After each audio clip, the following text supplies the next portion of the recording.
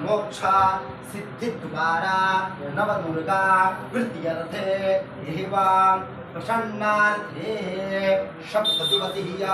अनुष्ठान मध्ये त्रिदिवसीय दिवसे एकतंत्रेण सर्वेषां देवदेवानां पूजना अर्चना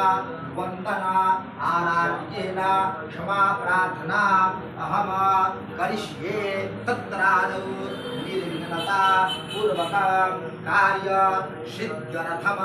तथा च शब्द दिवसीय अनुष्ठान मध्ये तृतीय दिवसे दुर्गा सप्तशती तथा संपूर्ण फल प्राप्त्यर्थम नानानां रावणभ्यो गोत्रभ्यो यथा संख्या